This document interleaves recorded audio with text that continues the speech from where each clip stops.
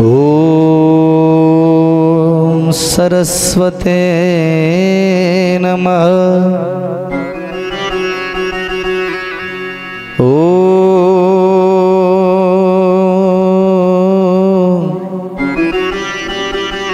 नामदेवाय नमः। वक्रतुंड महाकाय सूर्यकोटि समप्रभ निर्विघ्नं कुरु मे देव सर्वकार्येषु सर्वदा। गणानाथ सरस्वते रवि शुक्र बृहस्पते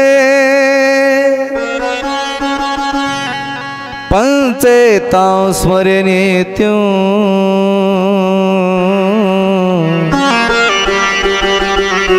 वेदवाणी प्रवर्ते सच्चिदानंद रूपाय विश्वोत्पत्त्यादिहितवे तापत्रय विनाशाय श्री कृष्णाय वयं नमः। सनत्कुमाराय उवाच मुनीनां सप्तकोटिना वरदं भक्तवत्सलं दुष्टमर्दनं देवेशं वन्देऽहं माळसापतिम्।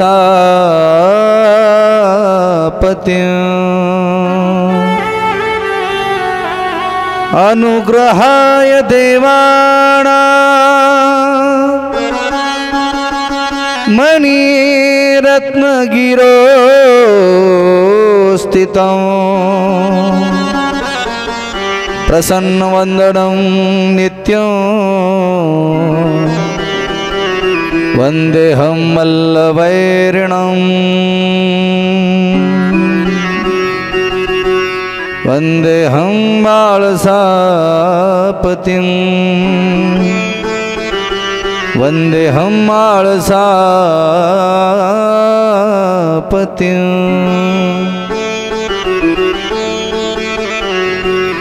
तू खंडेराया बोल रे खंडेराया बोल रे तू खंडेराया बोल रे तू खंडेराया बोल रे तू खंडेराया बोल ताली वाजवा सगळे जय हो।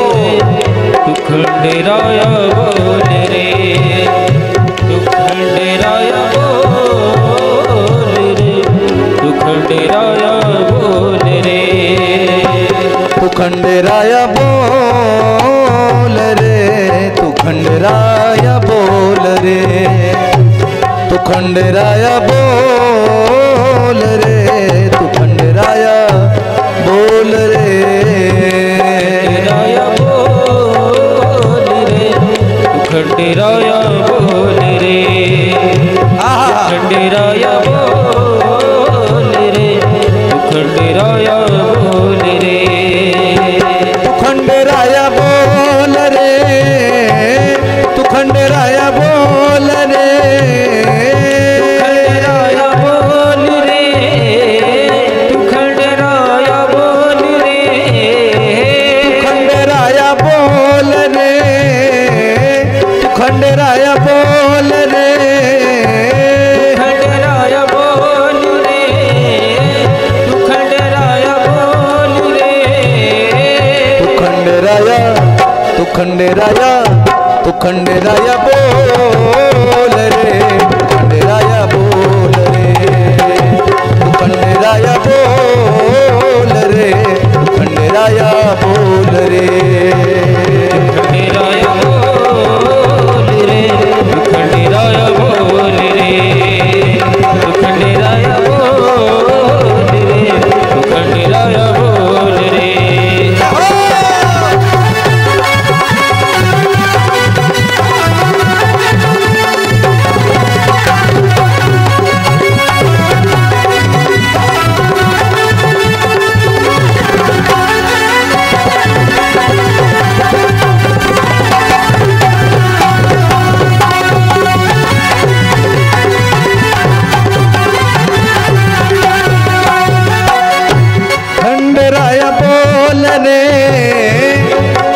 खंडेराया बोल रे खंडेराया बोल रे खंडेराया बोल रे खंडेराया बोल रे खंडेराया बोल रे खंडेराया बोल रे खंडेराया बोल रे खंडेराया तू खंडेराया तू खंडेराया बोल रे खंडेराया बोल रे तू खंडेराया बोल रे तू खंडेराया बोल रे खंडेराया बोल रे तू खंडेराया बोल रे तू खंडेराया बोल रे तू खंडेराया बोल रे खंडेराया बोल रे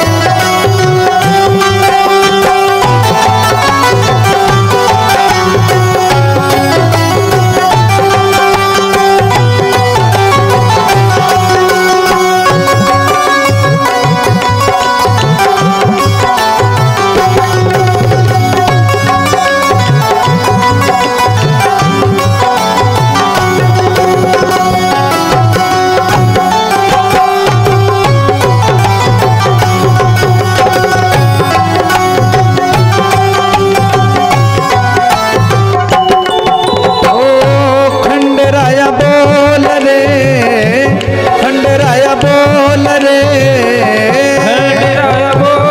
रे खंडेराया बोल रे खंडेराया बोल रे खंडेराया बोल रे खंडेराया बोल रे खंडेराया तू खंडेराया तू खंडेराया बोल रे खंडेराया बोल रे खंडेराया बोल रे खंडेराया बोल रे खंडेराया बोल रे खंडेराया बोल रे खंडेराया बोल रे खंडेराया बोल रे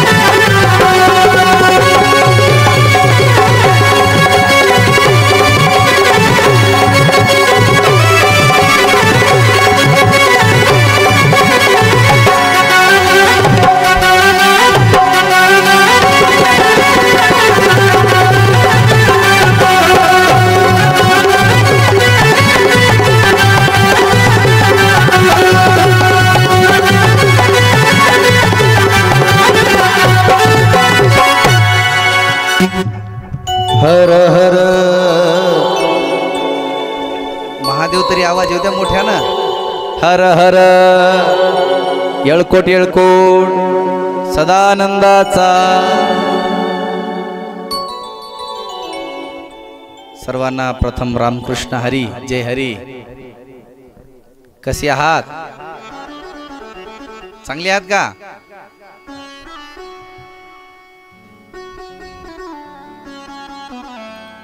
श्री कुलस्वामी खंडेराया चंपाषष्ठी महोत्सव आणि या यात्रेनिमित्त श्री क्षेत्र तोंडचीर या नगरीमध्ये गेल्या अनेक वर्षापासून ही चालत आलेली अबाधित अखंडित ज्ञानगंगा यावर्षी त्याच उत्साहामध्ये त्याच आवडीनं त्या श्रद्धेनं त्याच आपुलकीनं गावातील सर्व प्रतिष्ठित नागरिक मंडळी युवक तरुण मंडळ माता भगिनी सर्व भाविक भक्त मंडळी यांच्या संयुक्त विद्यमाने आणि सर्वजण एकत्रित येऊन या कार्यक्रमाचं नियोजन अगदी तंतोतंत पद्धतीनं करतात। आज कथेचा प्रथम दिवस आहे आणि यावर्षी जी आपल्याला कथा श्रवण करायची आहे ती म्हणजे श्री कुलस्वामी खंडेराया गोड असं चरित्र आपल्याला श्रवण करायचं आहे। आज कथेचा पहिला दिवस आहे आणि पहिल्या दिवसाची कथा करत असताना इथं जमली सर्व माता भगिनी, पुरुष मंडळ, आबालवृद्ध, तरुण मंडळ, स्टेजवरती उपस्थित असलेले सर्व माझे जिवलग मित्रमंडळी, विशेषतः सिंतवर गोडगळ्याचे धनी संगीत विशारद श्री हरिभक्तपरायण राहुल महाराज नावलगावकर परभणी यांच्यासाठी एकदा जोरदार अशा टाळ्या वाजवा. तसेच ढोलकवादक महाराष्ट्रातील ख्यातनाम तबला विशारद श्री हरिभक्तपरायण आमचे सुदाम महाराज गुणाले उदगीरकर यांच्यासाठी एकदा जोरदार टाळ्या वाजवा. तसेच तबला विशारद मृदंग विशारद श्री संत नामदेव महाराज वारकरी शिक्षण संस्था ज्ञानोबा माऊली वारकरी शिक्षण संस्थेचे अध्यापक माझे परमित्र विशालदादा पाटील बाबळगावकर यांच्यासाठी एकदा जोरदार अशा टाळ्या वाजवा. त्याचबरोबर आमचे बाप माणूस कीर्तन यूट्यूब चॅनल, ही सर्व कथा आपल्याला घर बसल्या ठिकाणी ऐकायला मिळणार आहे.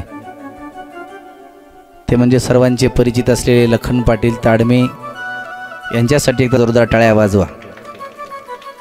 दुसरं असं चॅनल आहे ते म्हणजे लाडका नामा, नामदेव महाराजांच्या नावावरती गोड असं चॅनल आहे ते म्हणजे लाडका नामा यूट्यूब चॅनल.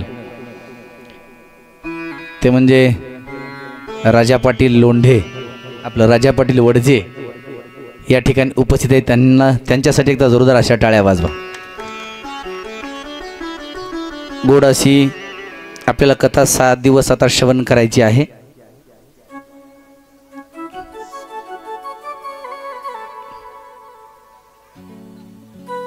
आता दीदी इकडे येऊ नको बघ पुन्हा. पापा ते वरचे लेकर तिकडे बोलतात बघा. ते हा कामात चालू आहे का ते?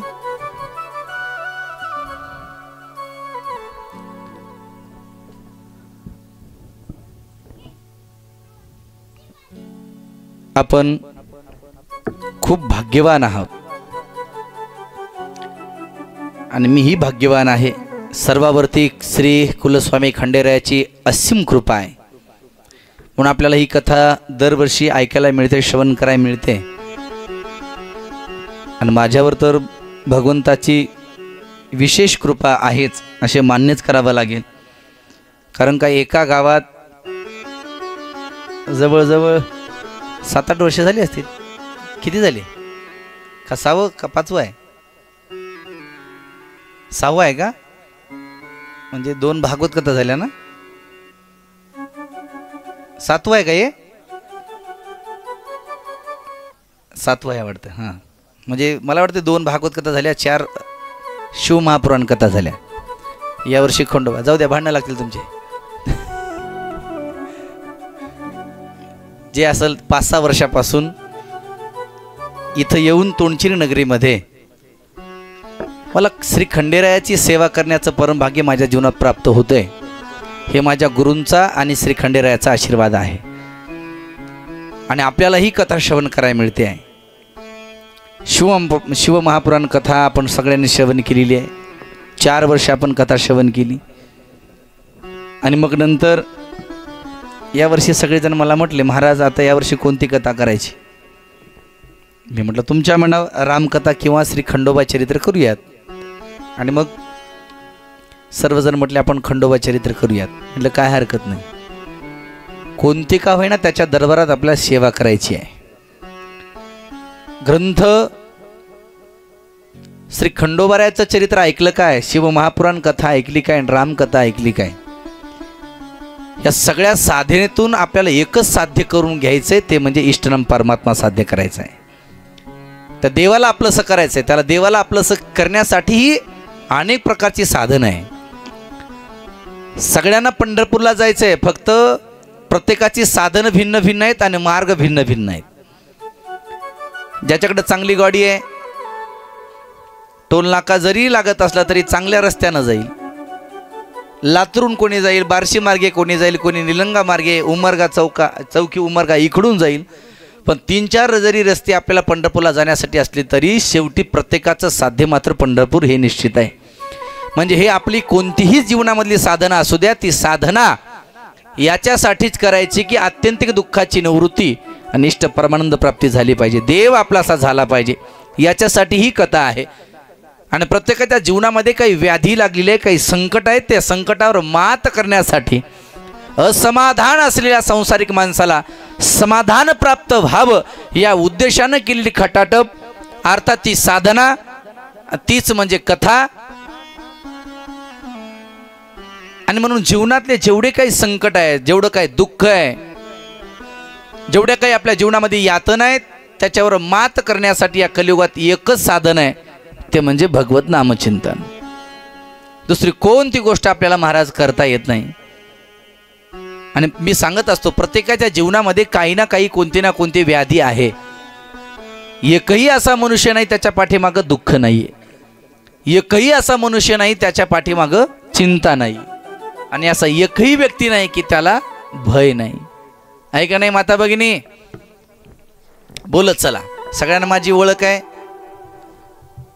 असे नाराज राहू नका, प्रफुल्लित चेहरे ठेवा. का उपवास धरलेत?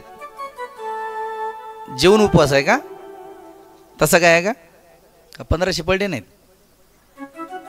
हां, कोणाचे पडले असतील जाऊ द्या, कोणाला पडले नसतील, पण 2000 तर काल पडले की मोदीचे.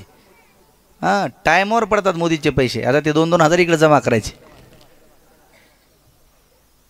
एकाही माणसाच्या पाठीमागे या 3 गोष्टी नाहीत असं नाही, प्रत्येकाच्या पाठीमागं कोणत्या ना कोणती गोष्ट आहे. दुःख नाही असा एकही व्यक्ती जगतामध्ये तुम्हाला पाहायला सापडणार नाही. प्रत्येकाच्या पाठीमागं दुःख आहे. 4 आश्रम सांगितले, त्या 4ही आश्रमातल्या माणसाच्या पाठीमागं दुःख आहेच. ब्रह्मचारी असू द्या, गृहस्थी असू द्या, वानप्रस्थी असू द्या की संन्यासी असू द्या, प्रत्येकाच्या जीवनामध्ये दुःख आहे. दुःख नाही असा एकही व्यक्ती नाही महाराज. माणसाला वाटतं लग्न केल्यानंतर दुःखच आहे. नाही, ब्रह्मचारी आहेत ना, त्यांना विचारा त्यांचं दुःख. ते ब्रह्मचारी सुद्धा म्हणतात महाराज आम्हाला आणखी सुख मिळालेलं नाही. एवढंच आहे, आपले दुखणे आपण एकमेकाला सांगतो, आपले दिसतात, त्यांचे दुखणे आपल्याला दिसत नसतात. कारण का मोठ्यांचे दुखणे मोठे असतात, म्हणून आपल्यापर्यंत ते पोहोचत नाहीत. गृहस्थी जीवनामध्ये तर दुःखच आहे, सगळ्यालाच माहिती आहे. गृहस्थी जीवन हे दुःखाने गरफुटून गेलेलं आहे. नाही नाही नाही, जो दिवस उजाडलाय तो काही ना काही आपल्या पुढे चिंता, क्लेश, दारिद्र्य, संकट, यातना, दुःख, भोग, रोग हे काहीतरी घेऊनच तो दिवस निघत असतो. त्या चिंतेवर मात करायची आहे, त्या दुःखावर मात करायची आहे. या कलियुगात दुसरी साधना कोणतीच तुम्हाला सुख प्राप्त करून देणार नाही. तर या कलियुगात तुम्हाला सुख प्राप्त करायचं असेल आणि सुख समाधान मिळवायचं असेल तर त्याला भगवत नामचिंतनाशिवाय दुसरा या जगतामध्ये पर्याय नाही. मग त्याचं नामचिंतन करायचं. मग ती कोणती कथा असणार, फक्त जाऊन आपण महाराज श्रवणाचे मी से बैसावे येवोनी साम्राज्य भुवनी सुखी नांदे, मग त्याची कथा श्रवण करायची, त्याचं कीर्तन श्रवण करायचं, त्याची होईल तेवढी पूजा अर्चना करायची, त्याचं चिंतन केलं रे केलं, मग आपल्याला चिंता करायची गरज नाही. आपलं दुःख, संकट, दारिद्र्य मुक्तीसाठी ऐश्वर्य संपन्न असलेला माझा भगवंत महाराज तुमचे सगळे दुःख नाहीसे केल्याशिवाय राहणार नाहीये. आणि त्यातल्या त्यात आपला कुलस्वामी खंडेराया आहे. खंडेराया म्हणजे पार्वतीपती, उमापती, भोले शंकरांचा अवतार आहे, शिव अवतार आहे, दुसरा कोणताही नाही. जी आपण कथा केली गेल्या वर्षी ते म्हणजे शिवमहापुराण कथा होती. त्या शिवमहापुराण कथेमध्ये आपण ऐकलं भगवंताचे 10 प्रकारचे अवतार आहेत. त्याच्यामध्ये अनेक प्रकारचे अवतार आहेत आणि त्याच्यामध्ये खंडेराय सुद्धा हा भगवंताचाच अवतार आहे आणि तो कुलस्वामी आहे. आणि या ग्रंथावरती आपल्याला बोलायचं आहे.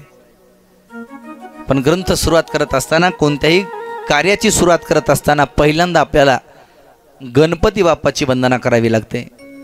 गणपती बाप्पाला महाराज विनंती करावी लागते, गणपती बाप्पा जे काही आम्ही आता साधना करतोय, जे काही आमचं कार्य आम्ही हातात घेतलेलं आहे ते कार्य सिद्धीला जावं, निर्विघ्नपणे आमचा सप्ताह, आमची कथा संपन्न व्हावी, याच्यासाठी आपण सगळेजण दोन्ही कर जोडून गणपती बाप्पाला विनंती करूयात आणि त्यांना नमन करूयात. हो न मिला गणपती माऊली सारजा, न मिला गणपती माऊली सारजा, न मिला गणपती माऊली सारजा, न मिला गणपती माऊली सारजा, न मिला गणपती माऊली सारजा, न मिला गणपती माऊली सारजा, न मिला गणपती माऊली सारजा, न मिला गणपती माऊली सारजा. आता गुरुराया दंडवत, आता गुरुराया दंडवत, न मिला गणपती माऊली सारजा, न मिला गणपती माऊली सारजा, न मिला गणपती माऊली सारजा, न मिला गणपती माऊली सारजा.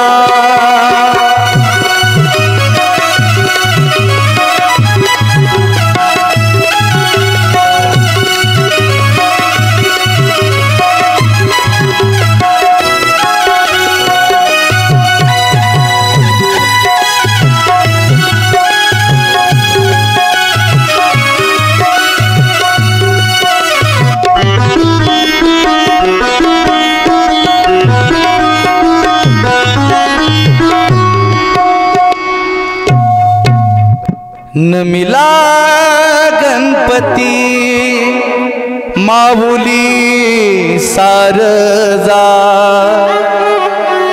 न मिला गणपती माऊली सारजा. आता गुरुराजा दंडवत, आता गुरुराजा दंडवत, गुरुराया चरणी मस्तक ठेविला, गुरुराया चरणी मस्तक ठेविला. म्हणून कोणतंही कार्य सिद्धीला जाण्यासाठी ती आपल्याला एक साधना करावी लागते, आणि ती साधना पूर्तीसाठी गणपती बाप्पाचं सहकार्य अत्यंत महत्वाचं आहे. थोडा ऐकू दे, तू तिकडे बघूच मग, आता तू इकडेच ऑपरेटरच होता, कॅमेरामॅन त्याला उद्या. हर हर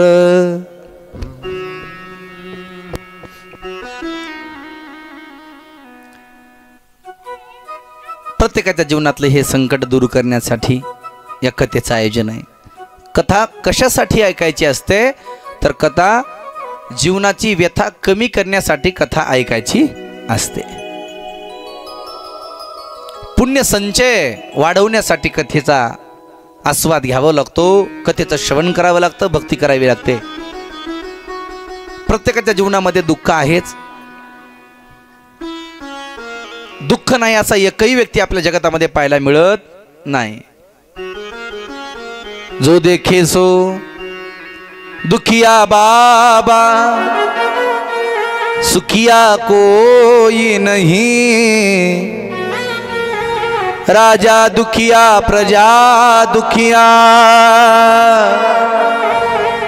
दुखिया जंगम जोगी. प्रत्येक जण दुखी आहे. कोण कोण दुखी आहे? कोई तन दुखी, कोई मन दुखी,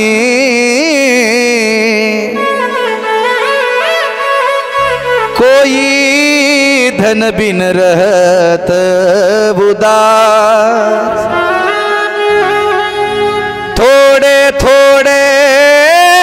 भजन दुखी सुखी राम के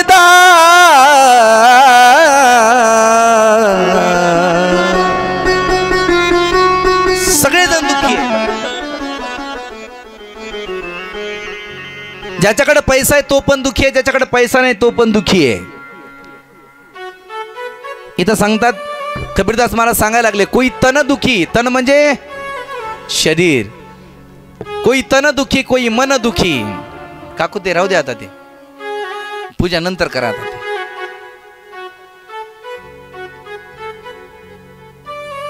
ते अगरबत्ती लावली का तिथं?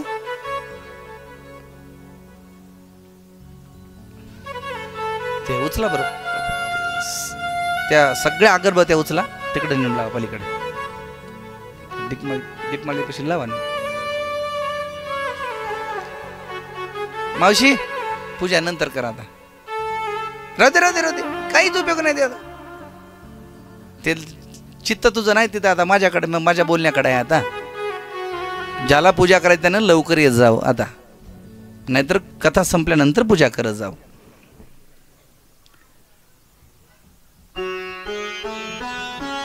ते घ्या सगळे उचलून. ते आता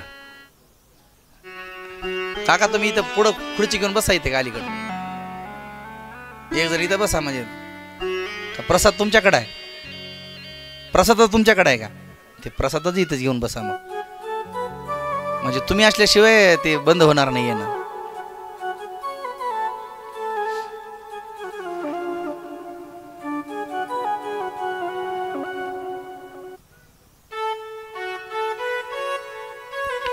हर हर हा, तुम्ही माझ्याकडे बघा. आता काय सगळे दुःखीच आहेत आहे की नाही? दुःख नाही असा एकही व्यक्ती जगतामध्ये पाहायला सापडणार नाही. कोई तन दुखी कोई मन दुखी कोई धन बिन रहत उदास. सगळ्यांच्या पाठीमागे काहीतरी दुःख आहेत. जरी पैसा असला तरी दुःखीच आहे, पैसा नसला तरी सुद्धा दुःखीच आहे. पैसा आहे पण शरीराची व्याधी त्याला सुधरू देत नाही. काही काही शरीराने दुःखी नाहीत पण मनाने मात्र निश्चित दुःखी आहे. आणि मला वाटतं जास्त दुःख या मनदुखीमध्ये जास्त आहे. एखादा मनुष्य पैसे कमी आहेत जास्त आहेत म्हणून माणसं कमी दुःखी असेल. एखाद्याकडे पैसा जास्त आहे, एखाद्याकडे कमी पैसा आहे, तो मनुष्य दुःखी असेल पण कमी दुःखी असेल. एखादा शरीराची व्याधी असेल त्याला तो पण कमी दुःखी असेल. आणि सगळ्यात जास्त दुःख कोणाला माहिती आहे का? तो म्हणजे मनदुखी. मनदुखी म्हणजे दुसऱ्याचं चांगलं होतंय हे सुद्धा ज्याला देखवत नाही त्याला म्हणायचं मनदुखी. आपल्याला 9 क्विंटल सोयाबीन झालं याचं दुःख नाही, शेजारच्याला 12 क्विंटल कस काय झालं याचं जास्त दुःख आहे.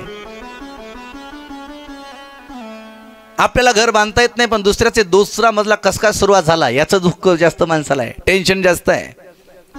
आपल्याला 500 रुपयाचं महाराज सामान मिळत नाही, 500 रुपयाचा किराणा मिळत नाही, पण शेजारचा 2-2 हजार रुपयाचा किराणा कस काय आणतंय याच्याकडे माणसाचं दुःख आहे जास्त, आहे का नाही? आपल्यापेक्षा दुसरा जर सुखी असेल, दुसरा मनुष्य जर सुखी असेल, ज्याला हे सुखी असलेला मनुष्य पहा वाटत नाही किंवा तो सुखी असलेला याला जमत नाही, याला म्हणायचं मनदुखी. मनदुखी आहे. आपल्याला मिळालं नाही, दुसऱ्याला मिळालं नाही, माणसाला बरं वाटतं, पण त्याला मिळालं मला कसं काय मिळालं नाही की माणसाला जास्त वाटतं, आहे की नाही? सगळ्यांचे जर 1500 बंद केले असते तर काही टेन्शन झालं राहिलं नसतं. आता काही काळ येतात, काही काळचे कॅन्सल होतात म्हणून जास्त ताई दुःख होतं. बरोबर की? तरी मान हलवलं का तुम्ही? असंच आहे आपलं. ते घरी एक दिवशी झोपलो होतो, कीर्तन नव्हतं, ते मला सवय नाही आता लवकर झोपायची. 10:30 वाजले, 11 वाजले तरी झोप येत नव्हती. सुद्धा मारा, तुम्हाला काय अनुभव नाही आता?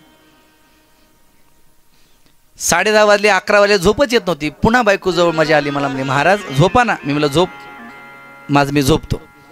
5-10 मिनिटं गेले की पुन्हा माझ्याजवळ आली. मी वर बसलो होतो, पुन्हा आली. म्हणते मी म्हणलं तू का उठली? मला म्हणे महाराज लाईट गेली ना. लाईट गेली, जाऊ दे, येईल 5 मिनिटात. 2 मिनिटं झाली नाहीत पुन्हा माझ्याकडे आली. पुन्हा मला म्हणते महाराज लाईट गेली हो. मी जाऊ दे ना, आता कुठं माझा सासरा आहे का ते म्हटलं तिथं टाक मला लगेच टाकायला. पुन्हा मला म्हणते महाराज लाईट गेली ना. मी जाऊ दे ना येईल ना. पुन्हा मला म्हणते महाराज लाईट गेली ना. 4 वेळेस मला म्हटली.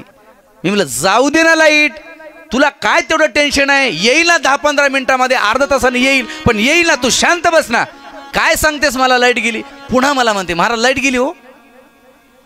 मी म्हटलं नेमकं तुला म्हणायचं काय सांग बरं एकदा. माहीत झालं ना मला. अहो तसं नाही म्हणे. मग मी म्हटलं कस काय म्हणते सतत. तसं नाही हो, बघा ना म्हणे अख्ख्या गावची आणि आपलीच कस काय गेली. लाईट गेलं याचं दुःख नाही तिला जास्त, पण कशाचं दुःख आहे आई. हा हॅलो, कोणतं दुःख आहे जास्त. हा हा तो का त्याला पाठ झालं बघा, त्या पोरायला सुद्धा.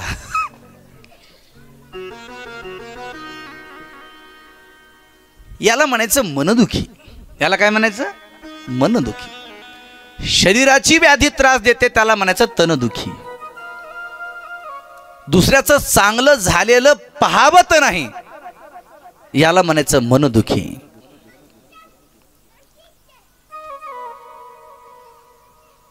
आणि म्हणून या जगतामध्ये असा एकही व्यक्ती नाही त्याच्या पाठीमागं कोणती ना कोणती व्याधी आहेच. आणि प्रत्येकाच्या जीवनामध्ये भय तर हे निश्चितच आहे. भय नाही असा एकही व्यक्ती जगतामध्ये पाहायला सापडत. शास्त्रकार 6 प्रकारचा भय सांगतात. प्रत्येकाच्या पाठीमागं भय आहे. ऐका, जो पदावर आहे त्याला पदच्युत होण्याची भीती आहे.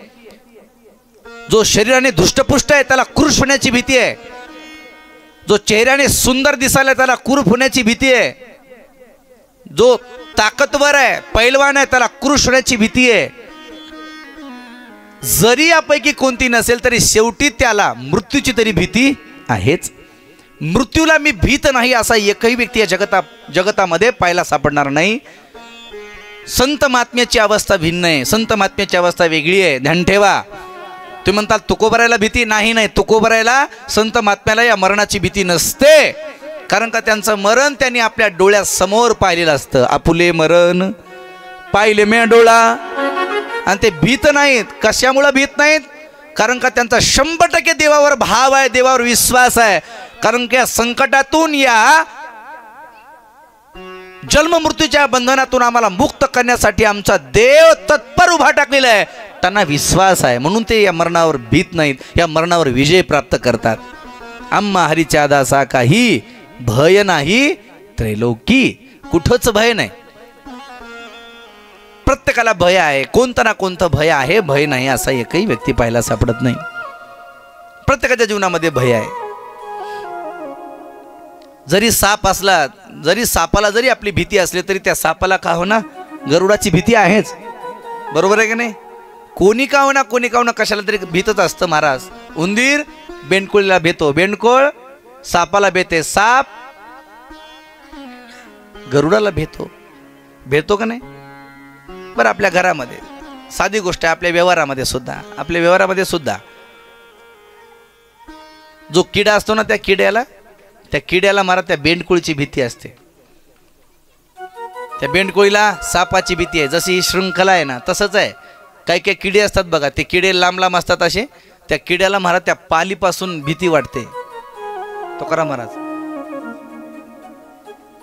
त्या किड्याला कोणाची भीती आहे बोला. त्या किड्याला कोणाची भीती आहे, पालीची. पालीला कोणाची भीती आहे बोला बोला बोला. त्या किड्याला कोणाची भीती आहे, पालीची. पालीला कोणाची भीती आहे, कोंबड्याची. कोंबड्याला कोणाची भीती आहे, बापा है की नाही, माणसाची. हा, आणि माणसाला कोणाची भीती आहे, बायकोची.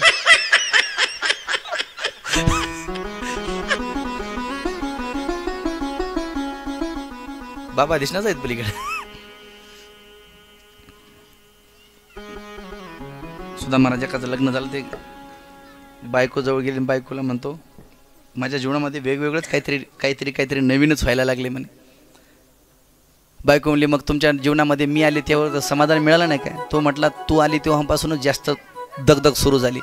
बायको म्हणली तुमची एवढी दगदग माझ्यामुळे सुरू झाली होती तर मला कशाला करून घेतला? ते म्हणला माझं डोसकं बिघडलं होतं म्हणून तुला करून घेतलं.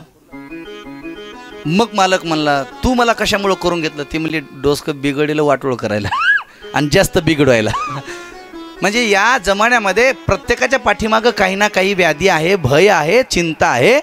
पण या महाराज सगळ्या रोगावर एकच औषध आहे, ते म्हणजे कथा अमृत, ते म्हणजे संत कथा, ते म्हणजे चरित्र, कीर्तन, नामचिंतन, नामसाधना. या सर्व संकटावर मात करायची असेल तर एकच साधन करावं लागेल, त्या देवाचं भजन करावं लागेल, त्या देवाचं चिंतन करावं लागेल.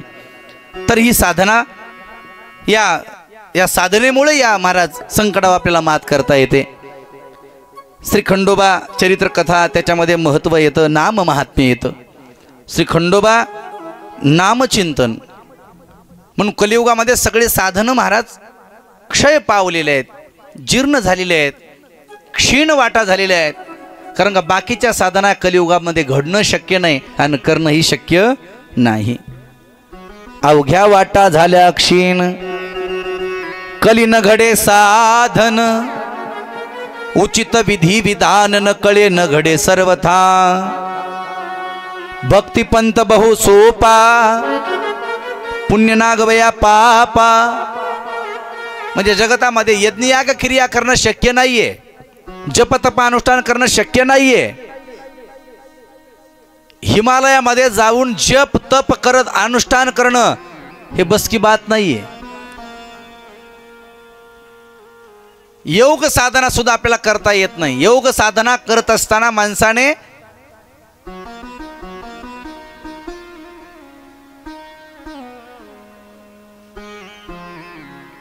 कुंभक, रेचक, समाधी महाराज पुढची साधना आहे. साध्या साध्या आपल्याला अलीकडचे योगासनं करता येत नाही. एकदा जपाला तपाला बसलं, ज्या माणसाला तप करायचं आहे तप अनुष्ठानामुळं देव मिळतो, देवाचा साक्षात्कार होतो. पण एकदा मांडी घातली की पुन्हा मोडायची नाही.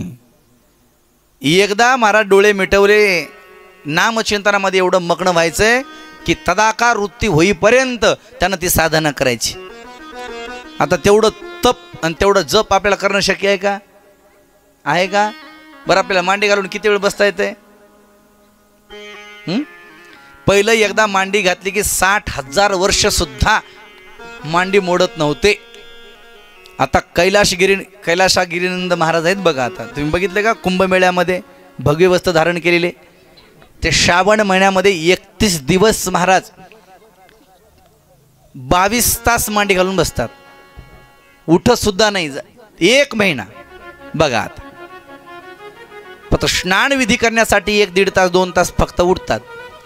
तेवढं जप तप अनुष्ठान आपल्याला करणं शक्य आहे का? नाही, आहे का नाही? इथं 2 तासाच्या 3 तासाच्या कथेमध्ये आपले 36 आसनं होतात, रामदेव बाबाचे सोडून. एक गुडघावर तो पुन्हा आपल्याला ते गुडघ्याचा त्रास आहे, सगळ्याला माहीत आहे. काही दिवसाला तुकाराम महाराज असं बसून कथाच ऐकता येणार नाही. सगळ्यांना खुर्च्या द्याव्या लागतील. आपल्या मराठवाड्यामध्ये सध्या माणसं आपले महाराज बसतं, चांगलं शरीर शेतात काम करतात आणि आपल्या घामाचं कमवलेलं खातात, म्हणून आपले शरीर सध्या चांगले आहेत. पण थोडं महाराष्ट्राच्या थोडं बाजूला जा, बाहेर जा, उत्तर प्रदेश जा, तिकडे बघा, बिहार जा, तुम्ही कुठे जा तुम्ही, तिकडे कार्यक्रमामध्ये महाराज डायरेक्ट खुर्च्या टाकतात बसण्यासाठी, बसताच येत नाही. आम्ही आता मुंबई पुण्याला कीर्तनाला जातो, खाली बसलेले माणसं तुरळीक असतात, सगळ्यांना खुर्च्याच असतात. गुडघ्याचा त्रास आहे, तप करणं आपल्याला शक्य नाही. बरं जप करणं तरी शक्य आहे का? बरं माळ घ्यायची, जप करीत बसायचं, डोळे बंद करायचे, भगवंताचं ध्यान करायचं, भगवंताच्या गुणाचं वर्णन करायचं, नामचिंतन करत करत करत करत करत करत आपण महाराज दिवस गेलेला 2-2 तास माळ जप केला पाहिजे. आपली एकाग्र बुद्धी झाली पाहिजे, एकाग्र महाराज मन झालं पाहिजे. आपलं तेवढं करणं शक्य नाही. गुरुने दिलेला मंत्र 1 माळ जप सुद्धा आपल्या नित्यनेमानं होत नाही. जरी डोळे बंद केले तरी गुरु आठवतात का? देव आठवतो का? संत आठवतात का? नाही. डोळे बंद केले की म्हैशी, ढोर, सोयाबीन, याच्याशिवाय आपल्या मस्तकात आणि या बुद्धीमध्ये दुसरं काहीच येत नाही. मग आम्ही काय करावं? जपतप अनुष्ठान करू शकत नाहीत. बरं, यज्ञ या क्रिया करू शकतो का? यज्ञ करू शकतो का आपण? यज्ञासाठी तुपाची धार लागते. केवढी लागते? हत्तीच्या सोंडेसारखं, म्हणजे सध्या 2ची मोटर एवढं तूप सतत लागतं. एवढं तूप आहे का आपल्या घरी? आई आहे का तूप? महाराजाला वाढाय तूप नाही. माणसं तूप म्हटलं की चूप म्हणालेत. सध्या अशी परिस्थिती आहे. तूप खाण्यासाठी सुद्धा आपल्याला महाराज आता घर चांगलं बघून मुक्काम करावं लागतं. घर चांगलं बघून त्याच्या पंक्तीला बसावं लागतं जेवायला, तर ते तूप मिळतं. सध्या आता जावायच्या पंक्तीला थोडं तूप मिळाले म्हणू बा, पण आम्हाला त्याच्या पंक्तीला जाणं होत नाही. लय अवघड आहे. म्हणजे तुपासाठी मी जावाय झालो असं डोक्यातून काढून टाका, नाही तर पुढचं डोकं लावू नका. म्हणजे तूपसुद्धा महाराज एवढं महागडं आहे. आपल्या गावातले किती लोक आले होते मला माहिती नाही. गेल्या वर्षी कथेत सांगितलं होतं मी. उंब्रजला 108 कुंडी विष्णू याग यज्ञ सोहळा संपन्न झाला. कोण कोण आलं होतं? आपल्या गावातले आले होते का? मारुती महाराज आले होते. तुम्ही यूट्यूबला टी व्हीवरती पाहिलं असेल. हां, आई आली होती. आस्था चॅनलवरती 7 दिवस कथा होती. महाराज देवीकडनं ठाकूरजी महाराजांची कथा होती. सायंकाळी चालायची 3 तास. तर महाराजांनी यज्ञ केला. 108 कुंडी यज्ञ होता. यज्ञशाळेचं महाराज काय वर्णन करावं. 8 मजली यज्ञशाळा होती, मस्त तयार केलेली. आणि 108 कुंडी यज्ञ, त्याच्यामध्ये आहुती देण्यासाठी तूप ठेवलं होतं. पण आम्हाला किती लिटर तूप लागलं हे काहीच गणित लागलं नाही. फक्त एक उघड आकडा सांगतो तुम्हाला. त्या 5 दिवसाच्या यज्ञासाठी 80 लाख रुपयाचं फक्त तूप लागलंय. वाजवा वाजवा, चांगलं होतं ते. वाजवा वाजवा वाजवा वाजवा, मोठ्यानं वाजवा. असं हां, असं असं. तुम्हाला माहीत आहे मला चांगलं खायची सवय आहे. मार्कसुद्धा चांगलेच घ्यायचे, कार्यक्रमसुद्धा चांगलाच करायचा. मग टाळ्यासुद्धा घेतल्या ना तर चांगल्याच घ्यायच्या. अशा 2-2 टाळ्या वाजून काय मिळणार आहे? मग मला समाधान मिळत नाही, तुम्हाला चांगलं वाटत नाही, आहे की नाही? तर वाजवायचा, खन खन खन खन वाजवायच्या. का कंटाळा यायला? कंटाळा यायला का? नाही ना? हां, आजचा पहिला दिवस आहे, त्याच्यामुळं मी तुम्हाला असंच साधीच कथा सांगतोय. कारण का यावर्षी आपल्याला नवीन कथा करायची. कथा एखाद्या वेळेस ऐकली असेल तर माणसाला मग त्याच्यामध्ये थोडं रंजकता येते, मन रमतं. नवीन कथा असली की माणसाला तेवढं, मारुती महाराज बस थोडं मन बेचैन होतं, विचलित होतं. हां, आज काय नाही, फक्त रान व्यवस्थित करायचे, आहे की नाही? पलटी मारून रोटर करायची फक्त. आज उद्या पेरायचं. मग उद्यापासून, मग आज रान व्यवस्थित झालं की उद्यापासून पेरायला मोकळं. कारण का वर्षभर आपल्या या मनामध्ये, तणामध्ये सगळं तणच भरलेलं आहे. संसाराचं तण बाजूला काढायचे. संसारातलं तण बाजूला काढण्यासाठी पहिल्यांदा तर इथं महाराज पहिला दिवस तर याच्यामध्ये जाणार आहे. कारण का सुपीक जमीन झाल्याशिवाय चांगलं पीक येणं शक्य नाही. म्हणजे पीक येण्यासाठी चांगली जमीन लागते, तसं भगवत साक्षात्कार होण्यासाठी मन सुद्धा स्वच्छ लागतं, अंतःकरण स्वच्छ लागतं. आणि अंतःकरण स्वच्छ करण्यासाठी नामचिंतन करावं लागतं. आणि ते नामचिंतन करण्यासाठी कथेत येऊन बसावं लागतं. आणि कथेत बसलं की मन एकाग्र होतं, मन शुद्धीकरण होतं. मन शुद्धीकरण झालं की मग भगवत नामचिंतनाविषयी प्रीती, प्रेम, उत्साह वाढतो.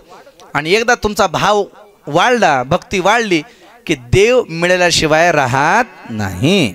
याच्यासाठी त्याची भक्ती करायची आहे, याच्यासाठी भजन करायचं आहे. 2 मिनिटासाठी गोड असं सर्वांनी टाळी वाजून सुंदर आपण महाराज बोले शंकराचं गोड असं भजन करायचं आहे. भोले की जय जय, शिवजी की जय जय, भोले की जय जय, शिवजी की जय जय, भोले की जय जय, शिव कोटिळको सदानंदाचा. कुलस्वामी खंडेराय. कुळ म्हणजे काय? कुलदैवत म्हणजे काय? कुलस्वामी म्हणजे काय? आणि कुलाचार म्हणजे काय? ऐका. कुलदैवत या शब्दाचा अर्थ आहे, थोडं ऐकू कमी कर. कुळ कशाला म्हणतात?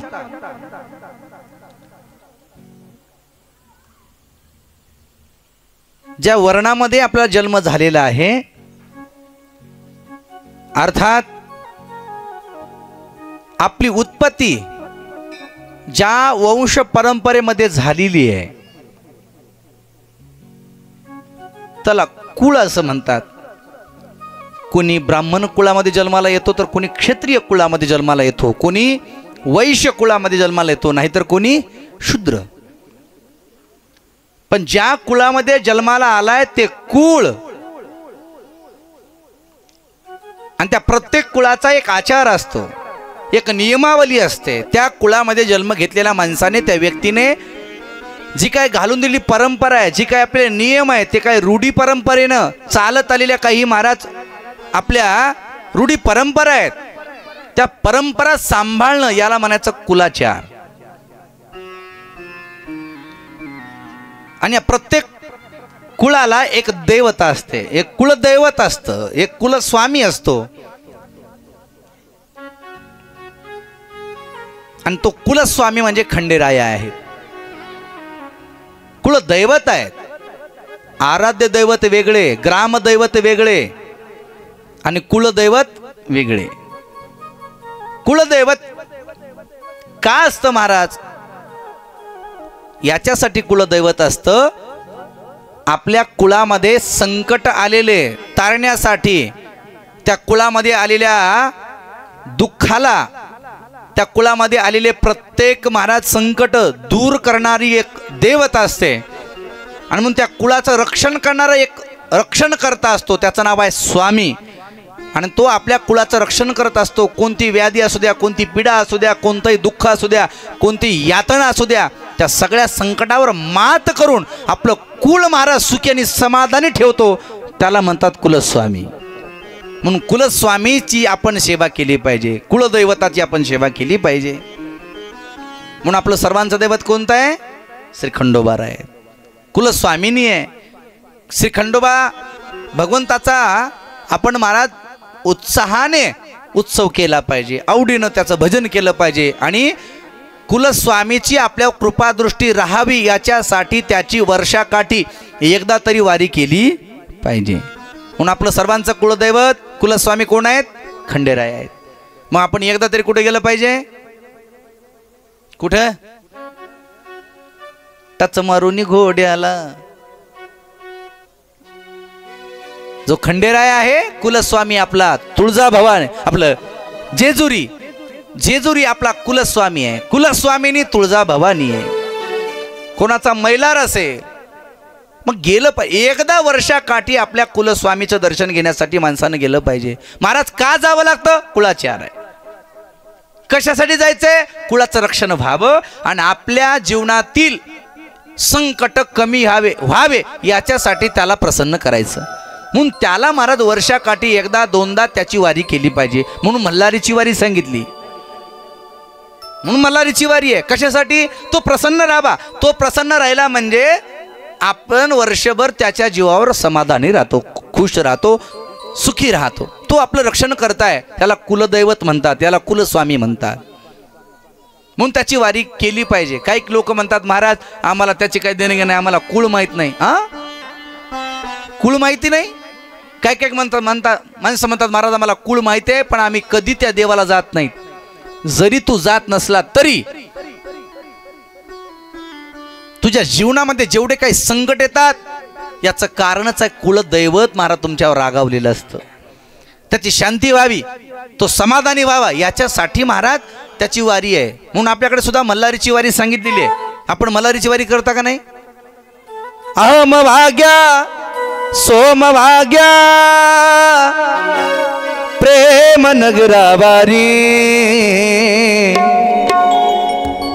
सावध होनी बदनी लागा देव करा कैवारी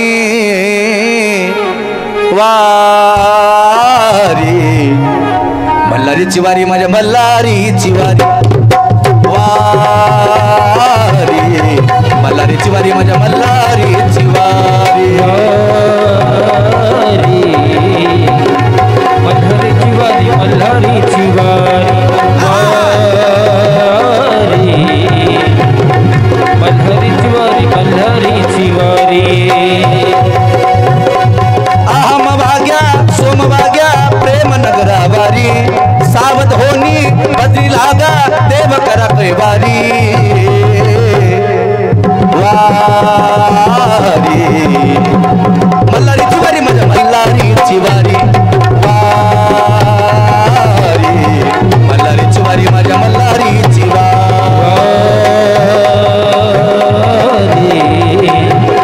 मल्हारीची वारी मल्हारीची वारी वारी मल्हारीची वारी मल्हारीची वारी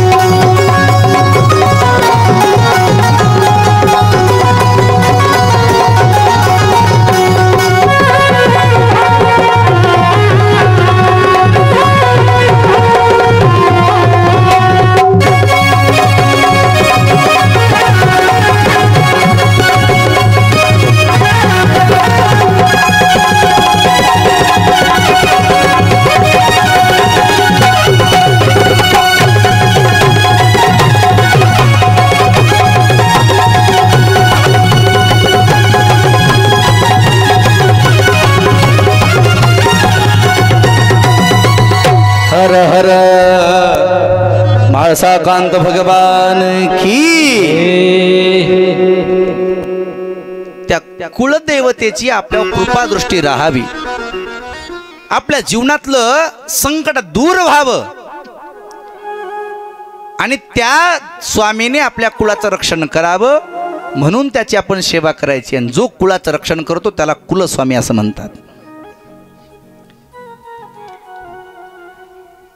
आणि म्हणून आपल्याकडे खंडेरायाची पूजा करणं, जागरण गोंधळ करणं ही कशासाठी साधना करायची? कारण का त्याची आपल्या कृपादृष्टी राहावी।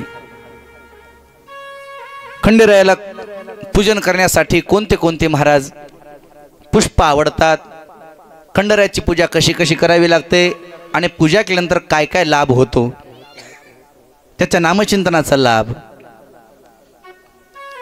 आपले सर्व सविस्तर एक एक एक एक कथा ऐकायची आहे। म्हणून उद्या आणखी जास्त संख्येनं सगळेजण आले म्हणजे सगळ्याला महाराज आपल्याला ही माहिती होईल कुलदैवत काय आहे, कुलस्वामीची पूजा कशी करावी। श्री खंडेरायाला भंडाराच का लावावा लागतो, या हळदीची उत्पत्ती कुठून झाली, भंडारा भगवंताने आत्मसात त्याला जागा का आपल्या जवळ दिली, श्री खंडोबारायाच्या जवळ घोडा का असतो, तो घोडा म्हणजे नेमका कोण आहे, कुत्रेश्वर भगवान जवळ आहे ते कुत्रा म्हणजे कोण आहे, माळसराणी कोण आहे, ही सगळी आपल्याला कथा एक एक एक एक एक एक दिवस आपल्याला गोड अशी कथा ऐकायची आहे। पहिला दिवस असल्यामुळे थोडं उपस्थिती कमी असते आणि वेळेला सुरुवात होत नाही. आता बरोबर 4:45 वाजलेत, पुन्हा आणखी भोजनाचा कार्यक्रम आहेच. त्याच्यामुळं पहिला दिवस आहे म्हणून आपण नाम श्री खंडेरायाचं ओठामध्ये, मनामध्ये, चित्तामध्ये सतत आपल्याला त्याचं नामचिंतन करायचं आहे. तो कुलस्वामी आहे, तो रक्षक आहे. म्हणून आपण कुळाचार, कुलदैवत काय याचा सर्व आपण थोडा आपण विचार केलेला आहे. विस्तार पद्धतीने आपल्याला कथा ऐकायची आहे. म्हणून यावर्षी पहिल्यांदा श्री खंडोबा चरित्र आपण करतोय ना, तर आपण खंडोबा भगवंताचे चमत्कार कोणत्या कोणत्या ठिकाणी खंडोबाराय भगवंत प्रकट झाले, 11 ठिकाणी भगवंताचं ठाण आहे, कुठं कुठं भगवंत कसे कसे गेले, ह्या कथा आपण तर पाहणारच आहोत. त्याचबरोबर भगवंताच्या जवळ असलेल्या वस्तू, भगवंताला आवडणारी फुलं, भगवंताला आवडणारी कोणती महाराज नामसाधन आहे, या सगळ्या गोष्टीचा आपल्याला विचार करायचा आहे. पण आज नाही तर उद्या करायचं आहे आपल्याला. पण उद्या आपण सर्वांनी वेळेवर यायचे आणि उद्या जास्त संख्येने यायचे. आज माता भगिनी तरी बरा मंडप आहे, बऱ्यापैकी आहे, पण उद्या आणखी जास्त एक मैत्रिणी घेऊन यायच्या. अय लाडक्या बहिणी, उद्या एक लाडकी मैत्रीण घेऊन या. असेल की एक फेसबुकवाली सोडून एक मैत्रीण घेऊन या. उद्या एक मैत्रीण घेऊन या. मग उद्यापासून श्री खंडेरायाचं चरित्र गोड आपल्याला ऐकायचं आहे. मग जास्त संख्येनं उपस्थित राहायचं. सर्व आरतीचे यजमान, पंक्तीचे यजमान आणि दान धर्म करणारे सगळ्यांनी महाराज हातभार लावून, हा आपला सप्ताह आहे, आपल्या श्री खंडेरायाचा उत्सव आहे. म्हणून आपण सर्वांनी महाराज या कथेला आपण हजेरी लावायची. आपले नातेवाईक जे असतील त्यांना फोन करून बोलून घ्या. कारण का त्यांच्या गावामध्ये उत्सव नसेल खंडोबाराचा, तर खंडोबारायाचा उत्सव आमच्यासारखा करावा लागतो. कुलस्वामी दैवता त्याचा उत्साह कसा करावा हे आपण शिक्षण त्याला दाखवलं पाहिजे, हे आपला सोहळा त्याला दाखवला पाहिजे. म्हणून थोडे नातेवाईक असतील त्यांना फोन करायचा. फोन करून मैत्रिणी, मित्र, नातेवाईक, सोयरे सगळ्यांना महाराज 2-3 दिवस तरी कथेमध्ये आस्वाद घेता आला पाहिजे. शेवटी नाही जरी कथेला आला तर शेवटी पालखीला तो आला पाहिजे. जरी तो पालखीला आला, श्री खंडोबारायाच्या चरणी महाराज नतमस्तक झाला आणि पालखीचा भंडारा टिळा लावला रे लावला, त्याच्या दुःख निवृत्त झालं समजा आणि तो समाधानी झाला समजा. कारण त्याला आशीर्वाद श्री खंडेरायाचा आहे. जसा माझा जेजुरीचा खंडोबाराय महाराज चमत्कार करणार आहे, रक्षण करणार आहे, मल्हारचा भगवंत जसा आहे, नळदुर्गाचा जसा आहे, तसा भगवंत माझा सुद्धा उस्मानामध्ये जसा राहतो. भगवंत कुठे कुठे राहतो, जिथं जिथं माझ्या भगवंताचं वास्तव्य आहे, ते सगळे महाराज एवढे महाराज चमत्कार करणारे भगवंत आहेत. म्हणून आपलाही महाराज श्री खंडेराय काय साधारण नाही. दरवर्षी आपण कथेमध्ये ऐकतोच, पण यावर्षी सुद्धा आपण विशेष स्वरूपाने श्री खंडोबाराय चरित्र आपल्याला ऐकायचं आहे. तोंडशीचा भगवान परमात्मा श्री तोंडशीचा खंडोबाराय किती फलदायी आहे, काय काय जीवनामध्ये प्राप्त करून देतो, याची सर्व आपल्याला कथा सविस्तर ऐकायची आहे. म्हणून उद्या वेळेवर सर्वांनी उपस्थित राहावं अशी सर्वांना विनंती करतो. सर्वजण जागेवरती उठून उभा टाका आणि जे आरतीचे यजमान आहेत त्यांनी आरतीसाठी समोर या.